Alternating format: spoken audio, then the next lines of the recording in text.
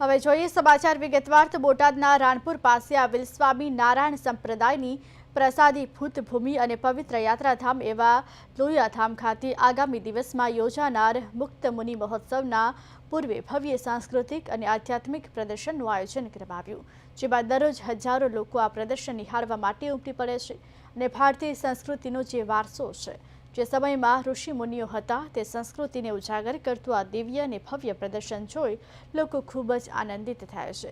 લોયાધામ ખાતે એક પવિત્ર ભૂમિ છે। ભગવાન સ્વામિનારાયણે અહીંયા સૌથી પહેલો શાકોત્સવ કરેલો, જેમાં 60 મણ રીંગણા 12 મણ ઘીનું શાક બનાવી પહેલો શાકોત્સવ થયેલો।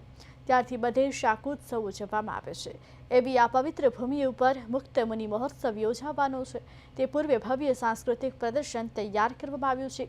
50 વીઘા જમીનની અંદર ભારતીય સંસ્કૃતિની ઝાંખી કરાવતું પ્રદર્શન હાલ ચાલી રહ્યું છે, જેમાં હોરર ગુફા, બાલવાટિકા, લોયાધામ લીલા, ચલતો પુલ, આનંદ મેળો, સેલ્ફી પોઈન્ટ, વિજ્ઞાન પ્રદર્શન, રંગોળી પ્રદર્શન, દેવી દેવતાના દર્શન, મુક્ત મુનિ દર્શન, ભારતીય હિન્દુ સંસ્કૃતિની ઝાંખી કરાવતી અનેક લીલાઓ આ પ્રદર્શનમાં રજૂ કરવામાં આવ્યું છે।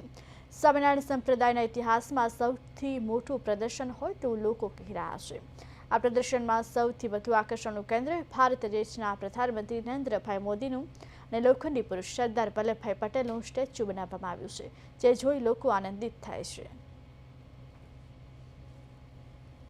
સ્વામિનારાયણ ભગવાને જ્યાં દિવ્ય શાકોત્સવનો પ્રારંભ કર્યો અને 18 વચનામૃત વહાવ્યા એવી પાવનકારી પવિત્ર પ્રસાદીની ભૂમિ લોયાધામને આંગણે આ જે પ્રદર્શન છે એ સાંસ્કૃતિક પ્રદર્શન પૂજ્ય ગુરુજીની પ્રેરણાથી 50 વીઘાથી વધારે જગ્યામાં ફેલાયેલું છે અને આ પ્રદર્શનમાં વિવિધ સ્વામિનારાયણ ભગવાનના જે દિવ્ય ચરિત્રો, શ્રી ભગવાન રામચંદ્રજીના દિવ્ય ચરિત્રો તેમજ શ્રી કૃષ્ણ ભગવાનના દિવ્ય ચરિત્રો, એના અદ્ભુત સ્વરૂપો, એના ચરિત્રોનું અહીં નિર્માણ કરવામાં આવ્યું છે। સાથે સાથે અહીંયા રંગોળી પ્રદર્શન છે, વિજ્ઞાન મેળો છે, અહીંયા વિવિધ પ્રકારના એવા સરસ સાંસ્કૃતિક જે આપણી ભારતીય સંસ્કૃતિ છે અને જે સનાતન ધર્મના જે મુખ્ય જે કે પ્રેરણાદાયક જે પ્રસંગો છે એને આવરી લેવામાં આવ્યા છે। આ પ્રદર્શન તૈયાર કરવામાં અમારે લોયાધામ પરિવારના 300થી વધારે યુવાનોએ આમાં યોગદાન આપ્યું છે। જેવો તો અહીંયા અંદર એન્ટ્રી થઈએ એટલે તમને એક અલગ જ અહેસાસ ઉત્પન્ન થાય છે કે અંદર આવો તો તમને રાષ્ટ્રભક્તિ, દેશભક્તિ અને રાષ્ટ્રને જે ફાયદો થાય એ ટાઈપનું બહુ બધી વસ્તુ અંદર બતાવવામાં આવે છે। આગળ જઈએ તો નાના બાળકો માટે એન્જોયનું છે, લોકોના જે આજના જમાનાના પ્રમાણે જે પ્રમાણે વ્યસન ને આ બધી જે વસ્તુ ફેલાયેલી છે એના માટેનું બી બહુ બધું વસ્તુ અંદર બતાવવામાં આવે છે કે શું કરવું શું ના કરવું। આગળ વધો તો બાળકોના એન્જોય માટે ભૂતનું ને એ બધું બી બતાવવામાં આવે છે। ઝૂલતા બ્રિજ છે, બાળ નગરી છે, બાળ નગરીની અંદર આવો તો બધા જે બાળકોએ પોતાના અભિનય કરે છે કે જે એક તમને લાગે કે કોઈ રિયલ જ વસ્તુ છે એ ટાઈપનું, કોઈ રીંછ છે, કોઈ ભાલું છે, કોઈ પોપટ છે, કોઈ બીજા જનાવરો એવા અલગ અલગ ટાઈપના બનેલા છે। અને અવતારખંડ છે, અવતારખંડની અંદર જાઓ તો તમને જે વિષ્ણુના અવતારો છે એનું બધાનું જ્ઞાન થાય છે કે ભાઈ અમારા કેટલા અવતારો છે। તો આ એક હિન્દુ સંસ્કૃતિને બતાવતું બહુ મોટું પ્રદર્શન છે અને લોકોને અચૂક જોવું જોવે અને બહુ સારી વસ્તુ છે। વધારે ને વધારે લોકો આવી અને જોવે તો એ લોકોને હિન્દુ સંસ્કૃતિની, હિન્દુ કલ્ચર, આપણું ભારતનું કલ્ચર કેવું છે એનું થોડુંક જ્ઞાન થાય કે ના ખરેખર જવું જોઈએ એમ। હું સ્વયંસેવક તરીકે અહીંયા સેવા કરું છું। મારા જેવા અહીંયા 250થી 300 અહીંયા સ્વયંસેવક છે જે અહીંયા લોયાધામમાં પ્રદર્શન જે અહીંયા ઉજવાયું છે એનામાં સેવા કરે છે।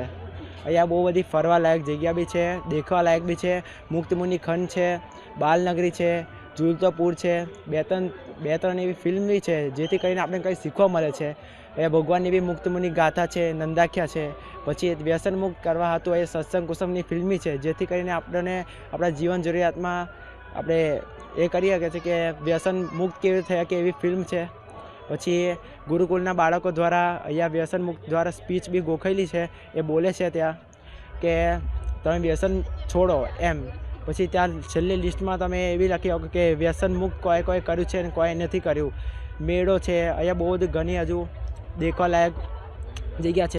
સ્વામિનારાયણ સંપ્રદાયનું પવિત્ર યાત્રા ધામ તરીકે જાણીતું એવું લોયા ધામ ખાતે 7 ડિસેમ્બરથી 31 ડિસેમ્બર સુધી મુક્ત જીવન મહોત્સવનું ભવ્ય આયોજન કરવામાં આવ્યું છે.